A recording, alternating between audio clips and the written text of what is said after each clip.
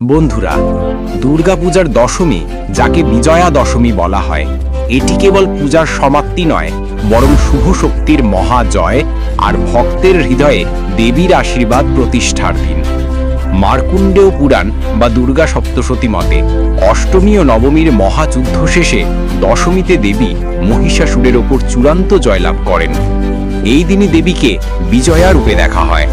স্কন্দ পুরাণ মতে দশমীর দিনে দেবীর পূজার পর ভক্তেরা একে অপরকে আলিঙ্গন করে বিজয়া শুভেচ্ছা জানায়।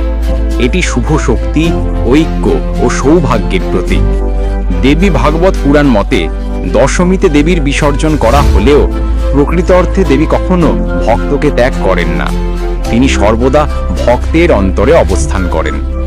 কালিকা পুরাণ মতে বিজয়া দশমী হল নবশক্তির সূচনা। এই দিনে দেবী ভক্তকে অদম্য শক্তি, সাহস ও জীবনের ন্যায়ের পথে চলার প্রেরণা দেন। বিজয়া দশমীর আরেকটি বিশেষ দিক হল ভক্তেরা দেবীর প্রতিমাকে গঙ্গা জলে বিসর্জন দেন। এটি প্রতীক যে দেবী সমগ্র বিশ্বব্রহ্মাণ্ডে ছড়িয়ে পড়েন আর ভক্তের অন্তরে অনন্তকাল ধরে বিরাজ করেন। বন্ধুরা, ষষ্ঠী থেকে নবমী পর্যন্ত দেবীর আগমন, শক্তি প্রকাশ ও অশুভ বিনাশের পর দশমী ঘোষণা করে চূড়ান্ত বিজয় ও শান্তির সূচনা। বন্ধুরা, তাই বিজয়া দশমী আমাদের মনে করিয়ে দেয় শুভ শক্তি সর্বদা জয়ী হয় আর অশুভ শক্তি চিরকাল পরাজিত হয়। জয় মা দুর্গা, শুভ বিজয়া দশমী। এমনই আধ্যাত্মিক ও পুরাণ ভিত্তিক আলোচনা পেতে সঙ্গে থাকুন বৈদিক চেতনার সাথে।